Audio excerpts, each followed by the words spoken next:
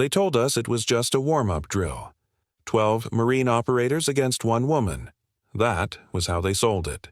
Somebody cracked a joke about another Pentagon diversity trial run, and that was all it took. The betting started almost immediately. Nobody asked if she could last. The only question was how fast she would fold. Would it be the first guy? The second? Which operator would be the one to make her quit? Guys were laughing as the first SEAL stepped into the circle. Real laughter. Confident laughter. The kind that comes from men who have never doubted their own strength. What nobody caught were the small things. Her eyes widening just a fraction. The way her weight shifted, barely noticeable. That thin scar tucked behind her ear. 100 seconds later, no one was smiling. By the time the third man went down, the room felt different. The noise drained out of it. By the fifth, it finally sank in. We had misread her completely. So let me ask you something. What city are you watching this from right now? And if stories like this grab your attention, go ahead and subscribe. That morning started quietly. Dawn rolled in over the Pacific Special Operations Training Center in Monterey, washing the sky in soft orange and gold. A thin layer of mist clung to the obstacle courses, drifting low to the ground, making the whole place feel unreal for a moment. Almost peaceful. Inside the main tactical hangar, the lights hummed overhead. Bright, cold, unforgiving. The padded floor stretched wall to wall, and 36 Marine operators stood in formation, every one of them carved by years of punishment most people would never survive. Then Commander Gideon Hale stepped forward. You could feel the shift immediately. Hale was 45 years old, and he carried himself like a man who had seen everything and trusted very little. 11 combat deployments, 25 years in uniform, a stack of medals he never bothered to show off. The scars on his forearms said more about his career than any classified file ever could. "At ease," he snapped.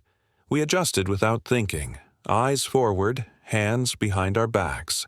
Hale cleared his throat. "Gentlemen, today we have a visitor from Denver." He nodded toward the entrance. That is when I saw her. She stood there perfectly still, posture locked in. Lieutenant Zafara Kairos. Olive drab shirt, standard-issue training pants. Nothing about her outfit gave anything away. She was not tall, not bulky, not intimidating. Next to us, she almost faded into the background. Her dark hair was pulled back into a tight regulation bun. No makeup, no expression. Just calm. Commander Hale did not bother hiding his irritation. "Lieutenant Kairos has been fast-tracked through selection," he said, his tone sharp, "despite lacking what most of you would call traditional qualifications." That was all he needed to say, and every man in that room thought the same thing. Apparently, someone high up the chain decided we needed to expand our operational profile. That was the polite way it got explained. Around me, a few guys traded looks. Others did not even try to hide their grins. In the back row, Liam Foster leaned toward the man next to him and muttered something under his breath. Axel was hard to miss. Short, blonde hair, built like a wall. Whatever he said sparked a quiet wave of laughter that rolled through the formation before anyone could stop it. Commander Hale did not smile. "Today, we are running a basic evaluation," he said, and the sarcasm in his voice was thick enough to grab. "Lieutenant Kairos will rotate through 10 of our operators one after another." He paused, then added, "Think of it as a warm-up before real training starts."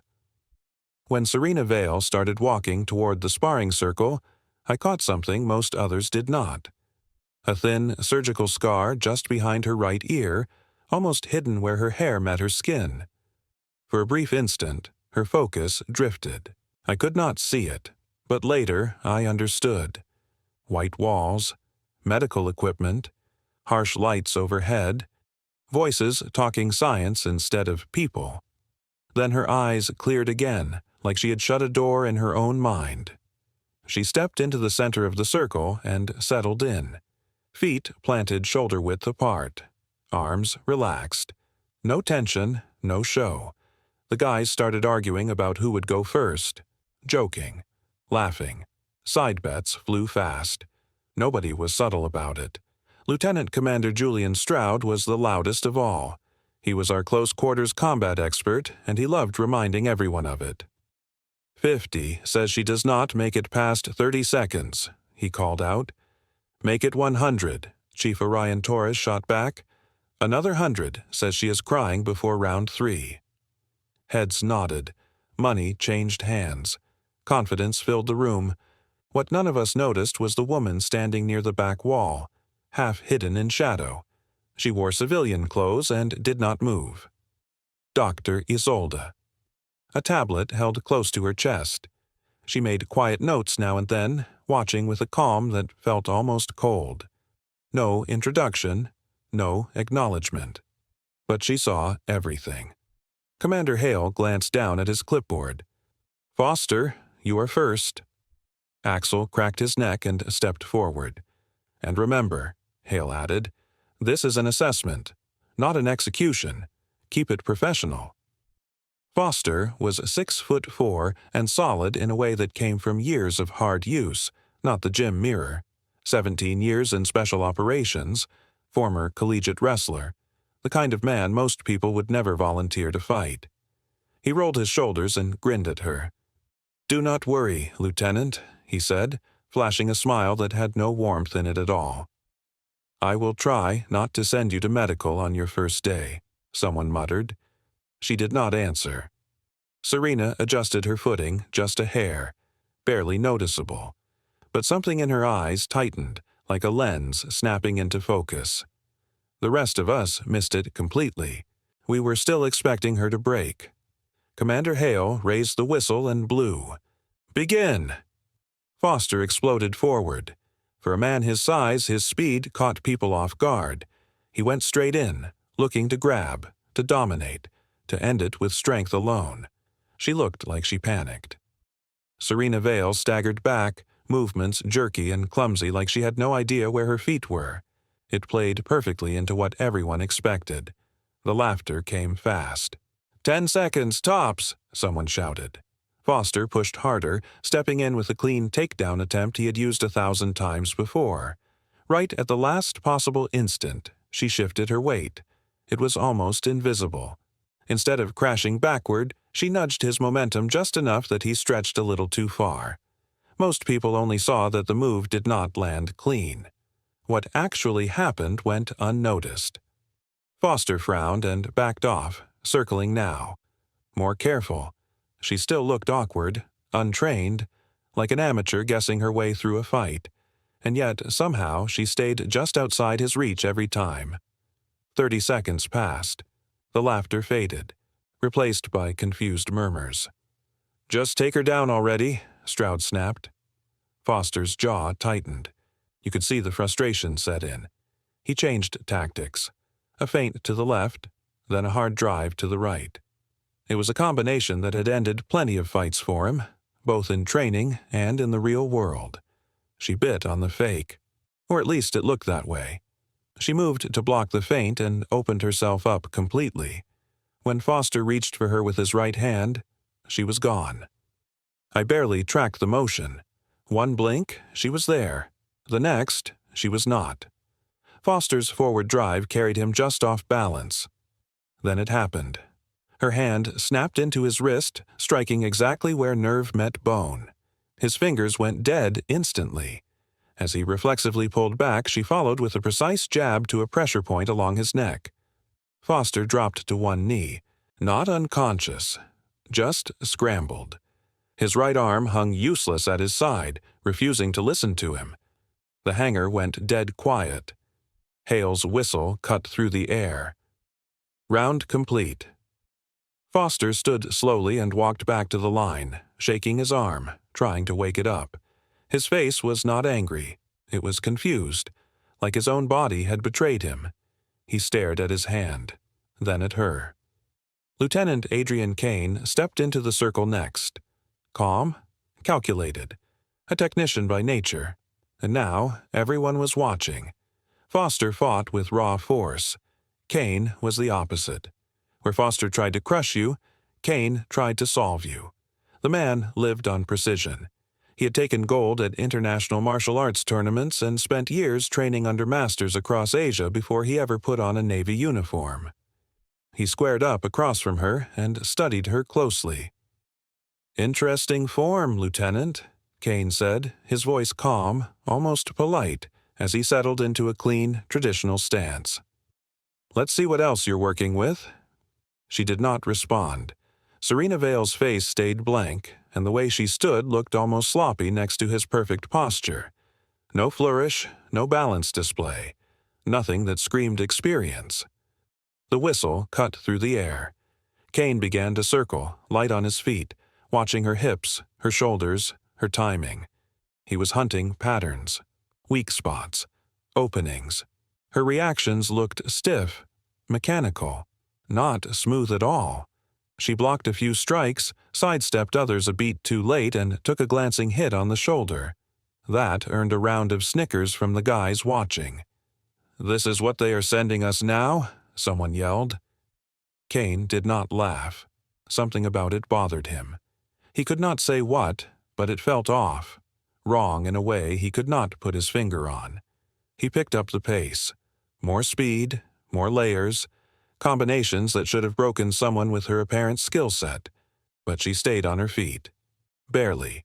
Just enough. She moved like someone solving a math problem in real time. Only what was required. No extra motion, no wasted effort. Every response trimmed down to the minimum needed to survive. After a full minute of escalating pressure, Kane went for the end. A sweeping leg attack followed by a restraint hold that should have sealed it clean. That was when she changed. As his leg came in, she finally moved with intent. The block landed perfectly. Her counter came faster than thought, striking nerve points that shut his leg down instantly. Kane stumbled. Before he could recover, she clamped onto his extended wrist and applied pressure with surgical accuracy. The next thing anyone knew, Kane was flat on the mat, his arm locked tight in a joint hold that seemed to appear from nowhere. The whistle blew. Kane stood up slowly, massaging his wrist. He was not angry. If anything, he looked puzzled, thoughtful. Commander Hale cleared his throat. "Chief Voss," he said, and the edge in his voice was gone now, replaced by something closer to interest.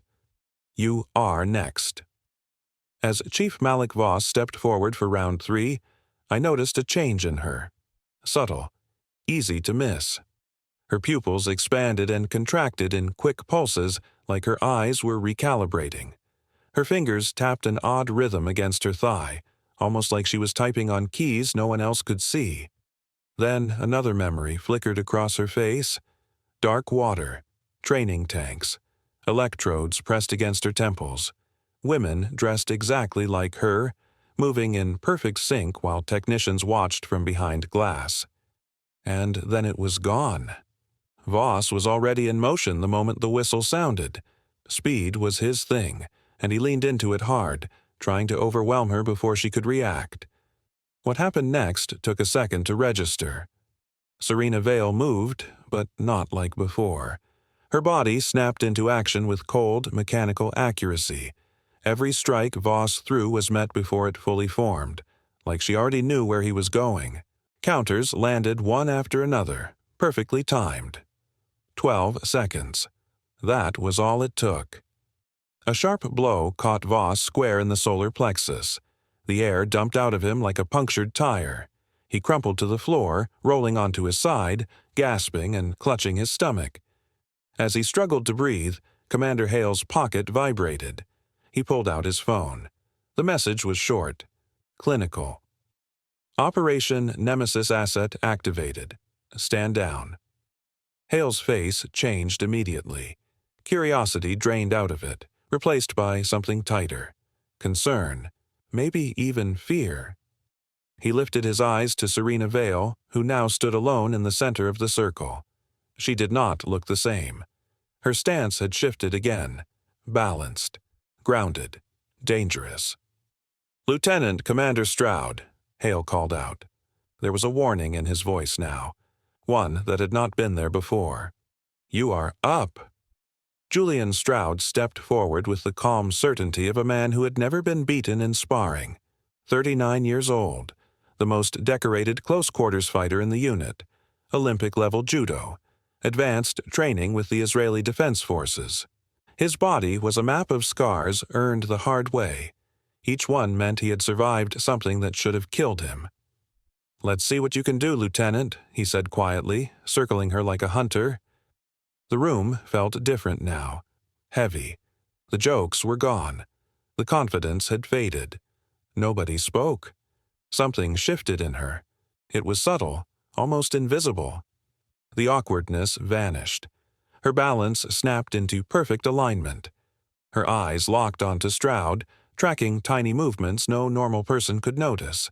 Weight transfers, muscle tension, micro-expressions. Commander Hale stepped forward, opening his mouth to stop it. Too late. Stroud launched into a practiced combination that had dropped men twice his size. Fast strikes, seamless transitions, a takedown refined over decades of real fights. What followed barely looked human. In a blur, she redirected his force, struck 3 pressure points back-to-back, and stepped aside as if she had planned it all in advance. Stroud hit the mat hard. His nervous system shut down like a tripped breaker. The hangar went dead silent. 40 elite operators stood frozen, staring at what they had just witnessed. Stroud lay still, eyes blinking rapidly, panic creeping in as he tried to move and could not. His arms refused to respond. His legs might as well have belonged to someone else.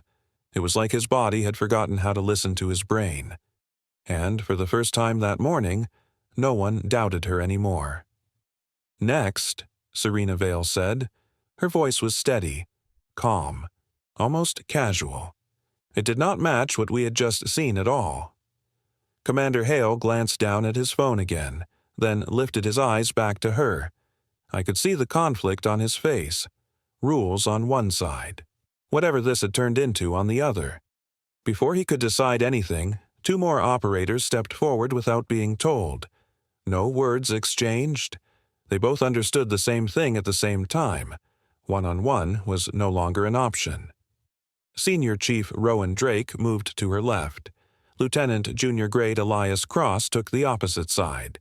A classic pincer setup, meant to split her focus and crush her in the middle. Both men were seasoned. Multiple deployments. Real-world fights in places most people only saw on the news. "Begin," Hale said. His voice was tight now. Drake and Cross attacked together, perfectly synced. Years of training showed in every step, every angle. Timing like that should have been unbeatable. It should have ended her. Instead, Serena Vale moved like the rules had changed. She slipped between Drake's arms as if she had already mapped the path. Cross surged forward, and somehow his momentum was redirected straight into Drake's space. Then her hands moved. I could not follow it. None of us could. 3 seconds, maybe less. Both men hit the floor almost at the same time. Awake, breathing, completely done. "What in the name of—" someone whispered and let the sentence die. The rest of us exchanged looks. No words, just understanding. 3 more stepped in together. They spread out, forming a triangle around her. A numbers play. Overwhelm her with angles and pressure. Any normal fighter would fold under that kind of attack. Serena Vale did not slow down. If anything, she got faster. There was nothing subtle about it anymore. Her speed crossed into something else entirely. She moved before strikes finished forming. She struck openings nobody should have been able to see. One went down, then another, then the third. Clean, efficient, ruthless. It looked like she was dismantling recruits on their first day, not some of the most dangerous men alive. "She's reading our bodies," one of the downed operators muttered, holding his shoulder at an angle it was never meant to sit. "Heart rate, tension. She knows what we are doing before we do." The last 2 finally stepped forward. Together, carefully. They did not rush. They circled, tested distance, threw half feints and pulled them back. Every movement cautious like men walking across thin ice. They had watched enough. They knew now. Whatever Serena Vale was, she was no longer playing by the limits the rest of us lived under. Serena stands right in the middle of the circle, calm as can be. Her breathing stays steady, and there is not a single bead of sweat on her forehead. When she finally moves, it is so fast that later some of the guys swear they never even saw her close the distance. 1 second, she is standing there. The next, both seals are on the ground. She hits precise nerve points, clean and exact, and they drop without even understanding what happened. Not unconscious, just shut down. 7 of the best operators in the country are now scattered around the mat, alive but completely neutralized. The rest of us stand there frozen. Nobody jokes, nobody breathes too loud. In a matter of minutes, everything we thought we understood about fighting has been flipped upside down. Then Commander Hale steps forward. He unclips his sidearm, hands it off to someone nearby, and steps into the circle himself. His face is hard now. The contempt is gone. What is left is focus. This is not about embarrassing her anymore. It is about figuring out what she is. Hale reaches down and pulls a combat knife from an ankle sheath. Carbon fiber blade. Light. Deadly. The kind of weapon you use when things are up close and personal. This is an escalation. A real one. "Lieutenant Vale," he says formally, "demonstrate your capability against an armed opponent." Serena Vale gives a small nod, the first sign of respect she has shown since she walked in. Her eyes lock onto the knife. Her pupils contract and expand rapidly, like she is running calculations in her head. Angles, distance, timing. Hale attacks, no hesitation, no testing. The knife becomes an extension of his arm, cutting patterns meant to force mistakes. He moves like a man with decades of experience and nothing to prove. It does not matter. In seconds, it is over. She strips the knife away with a movement so fast it barely registers. The blade hits the mat with a sharp clatter. Hale is suddenly locked in place, pinned by pressure points he did not even know existed. The pain is sharp and exact, intense but controlled. This is not punishment. It is a demonstration. She leans in close and whispers something only he can hear. Project Nemesis sends its regards. Assessment complete. Then she lets him go. Hale rolls free, stunned but unharmed. Serena Vale steps back into the center of the circle, standing among the fallen bodies of America's elite warriors as if this is exactly where she belongs. From the shadows, Dr. Maren Sloan finally steps forward, tablet tucked under her arm. She looks around the silent room. "Gentlemen," she says calmly, "meet the future of special operations." Her voice is flat and clinical, like a scientist talking through the results of a lab test instead of a room full of battered operators. "Lieutenant Vale is the result of a classified military program," Dr. Sloan says. "You have just observed its outcome." She explains it like it is nothing special. Neural enhancements. Combat processing speed increased by 400% over standard operators. The ability to read micro-expressions, pupil changes, breathing patterns, skin moisture, signals the rest of us never even register. Signals she turns into openings. Dr. Sloan allows herself a small, satisfied smile as she looks around at the men still scattered across the floor. "She was never being evaluated by you," she continues. "She was identifying your weaknesses." That one lands hard. The room shifts. Guys look at Serena Vale differently now. Respect, sure, but also something colder. Unease. She just stands there, perfectly still, face blank again, like none of this mattered to her at all.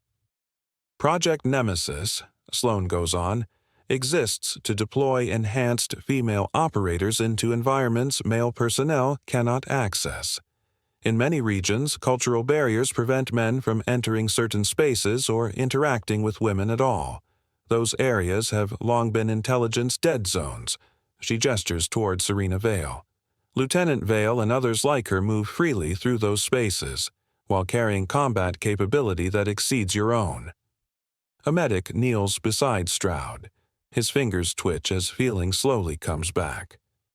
Around the room, operators help each other sit up, checking eyes, testing reflexes, making sure nothing permanent was done. Sloan does not miss a beat. "The techniques you experienced are designed to incapacitate temporarily," she says. "Full motor control will return within 15 minutes. No lasting damage." She pauses. "Consider this a lesson in the cost of underestimating an opponent based on appearance or gender." Commander Hale rises and adjusts his uniform, crisp and controlled. His face gives nothing away, but the edge he had earlier is gone. "Dr. Sloan," he says formally, "next time my facility is used to field test classified assets, I would appreciate advance notice." She smiles at that. "Lieutenant Vale is not a weapon system, Commander. She is an operator, and your unfiltered reaction to her presence was exactly what we needed. If you had been briefed, the results would have been compromised." "What results?" Kane asks from the edge of the mat, rubbing life back into his wrist.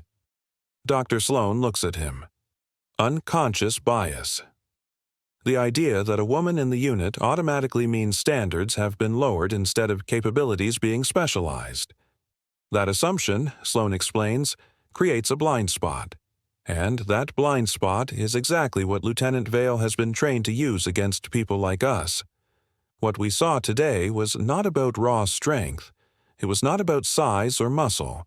It was about neural upgrades that let her spot weaknesses and act on them faster than the rest of us can even think." Serena Vale does not say a word during any of this. She stands there, posture flawless, face empty. If you did not know better, you would think nothing had happened. Only her eyes move, sweeping the room non-stop, collecting details like a machine logging data. "I have questions," Hale says. It is not a request. "I figured you would," Sloan replies calmly, "and I will answer what I can, within operational limits." She continues without waiting. "Lieutenant Vale will be attached to your unit for the next 6 weeks. This will be an integration period. You will learn how to operate alongside Nemesis assets." She checks her watch. "But first, your medical team should assess your people. The effects are temporary, but some of you may experience dizziness or nausea as your nervous systems recalibrate." Right on cue, one of the downed SEALs staggers to his feet and barely makes it to a trash can before throwing up. A few others stay seated with their heads down, breathing slowly, trying to get their bodies to listen to them again. Whatever she did to us was nothing like pain. It was worse. It was confusion, like your own wiring had turned against you. Serena Vale finally moves. She walks over to the closest operator with the same calm precision she showed in the fight and kneels beside him. She checks his pulse like a medic would. "Vagal response," she says flatly. "It will resolve in approximately 73 seconds. Inhale through your nose. Exhale through your mouth." The man looks up at her, tired, curious, still trying to piece himself back together. "What did you do to me?" "Targeted stimulation of the vagus nerve cluster," she answers, touching the side of her own neck to show the location without applying pressure. "When activated correctly, it triggers a parasympathetic cascade that temporarily overrides voluntary muscle control." Around the room, the rest of us watch closely. The jokes are gone. The skepticism is gone. What is left is interest, respect. For a few, something close to awe. Hale turns towards Sloan. "My office," he says. "Now, and bring your clearance documentation." No one argues. "I want to know exactly what you've brought into my facility," Hale says, his tone tight, leaving no room for argument. As they head toward the office, Foster steps towards Serena Vale, every movement cautious, measured, like approaching a live explosive.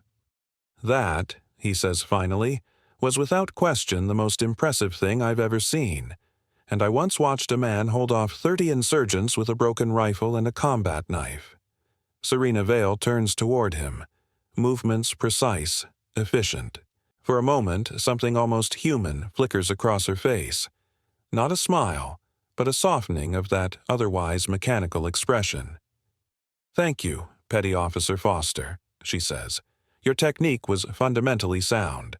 The outcome was determined by processing speed, not skill differential." Foster blinks, taken aback. "So, you're saying that, in a fair fight, without your enhancements, I might stand a chance?" "No," Serena Vale replies simply. "I was engineered so that fair fights never occur." Meanwhile, the medical team moves methodically through the tactical hangar, checking the downed operators. Most are regaining motor control. A few still wobble, showing signs of nervous system disruption. Serena Vale moves among them, quietly assisting. Her knowledge of the precise conditions she applied makes her unexpectedly useful to the medics. "Pressure here," she instructs, pointing to a spot on Chief Voss's neck. "It will accelerate nervous system recovery by approximately 27%. The corpsman hesitates, glancing at a superior before applying the technique. Voss's eyes widen as sensation floods back into his limbs. "How do you know exactly where to press?" the corpsman asks, curiosity evident in his voice. "Comprehensive knowledge of human anatomy is baseline training for Nemesis operatives," Serena Vale replies, voice clinical, never boastful.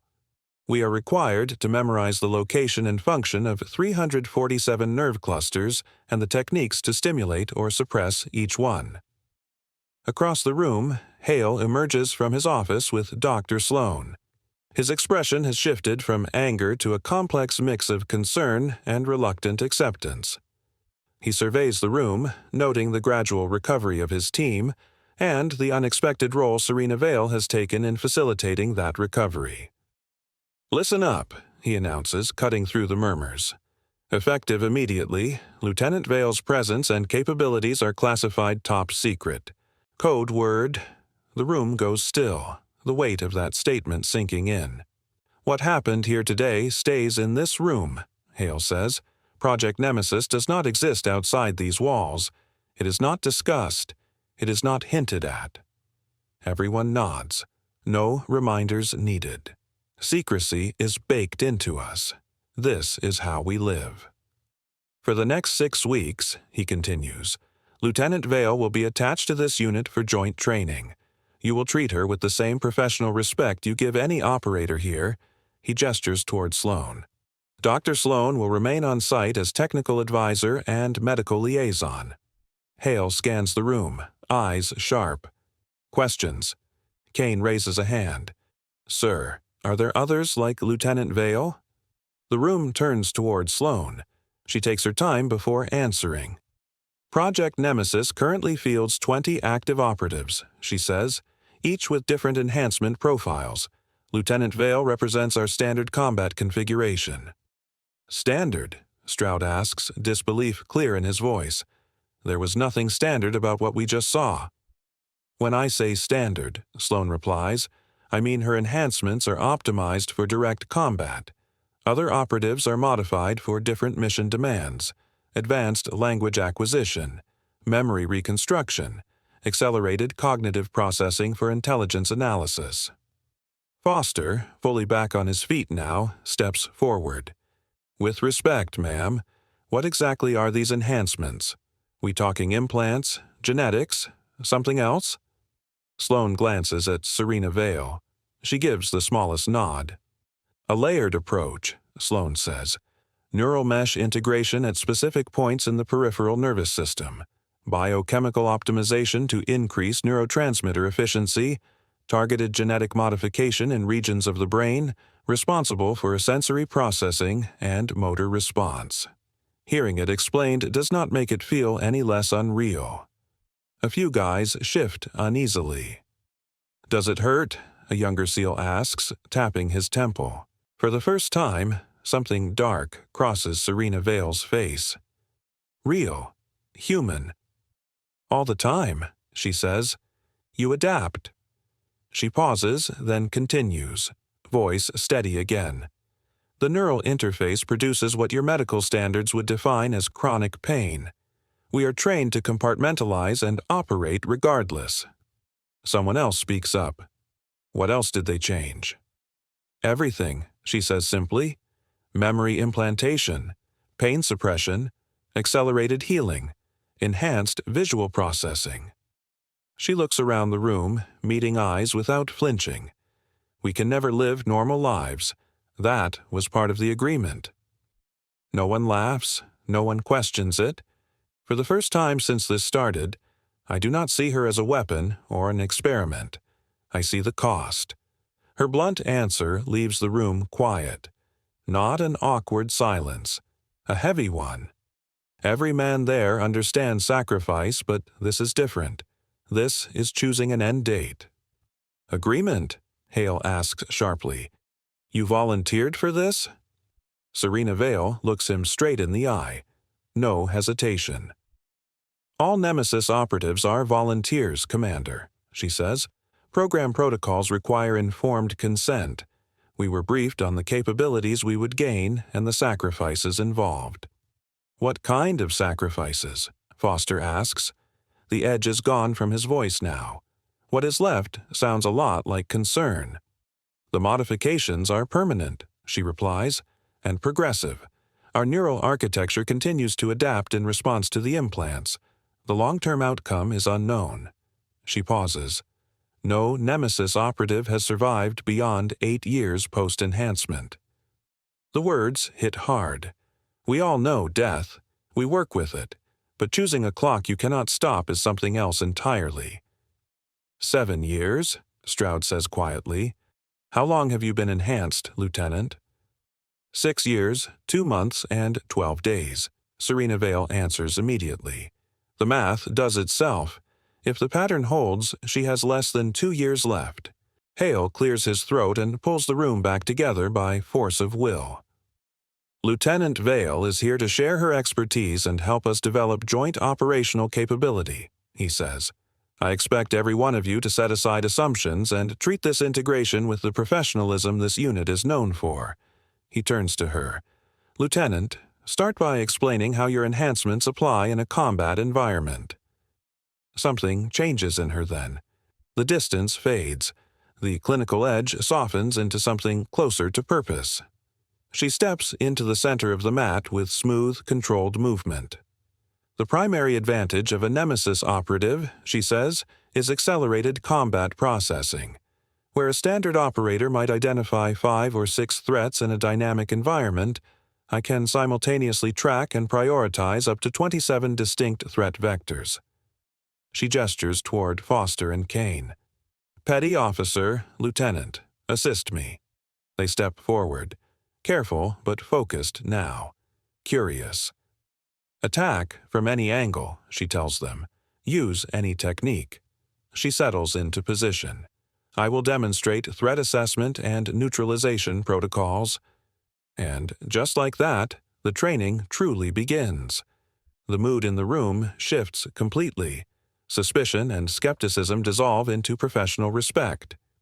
Serena Vale moves through the space with calm authority, guiding the operators step by step through her combat methodology. Every enhancement, every neurological upgrade is explained in practical terms. She shows techniques that exploit human physiological weaknesses with surgical accuracy, then walks them through defenses that could be used against someone with similar enhancements. Hours slip by unnoticed. What began as a demonstration has turned into an impromptu masterclass in advanced combat tactics. Even these elite operators, men who have survived firefights, ambushes, and life-or-death scenarios, find themselves in the role of students, absorbing lessons that challenge everything they thought they knew about human ability. The key limitation of your current hand-to-hand training, Serena Vale says, adjusting Taurus's arm, is the assumption that processing speed is roughly equal between opponents. Against enhanced neural architecture, that assumption becomes a critical vulnerability.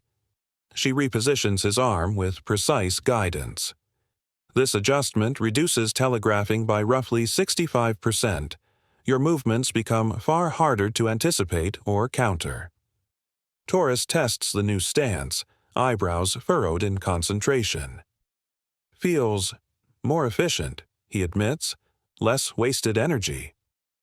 By late afternoon, the initial shock and exhaustion have transformed into intense focus. The operators split into small groups, practicing the modified techniques under Serena Vale's watchful eye. Dr. Sloan occasionally steps in, offering technical explanations about the neurological principles at work, but mostly she observes, taking notes on her tablet. Hale surveys the room with quiet approval. Personal feelings, ethical concerns, and professional pride all mingle on his face, but the tactical value of what Serena Vale brings is undeniable. As the session concludes, Hale calls for attention. That's enough for today. Standard physical training at 05:30 tomorrow, followed by joint tactical simulations with Lieutenant Vale at 08:45. Operators begin dispersing toward the showers. Foster, holding an ice pack to his jaw from an earlier, overly forceful demonstration, approaches Serena Vale. She stands alone, reviewing data on her tablet, expression calm as ever. "Lieutenant," he says, voice measured, "I owe you an apology. We all do." For the first time, Serena Vale's expression softens ever so slightly. "Your techniques were sound, petty officer," she responds. "It's not a fair comparison." "Fair or not, I judged you before I understood what you were capable of," Foster admits. "That was unprofessional." Sapira studies him, her enhanced perception registering the subtle micro-expressions that confirm his sincerity. "Apology accepted," she says evenly. "Your initial response was anticipated and factored into the assessment protocols."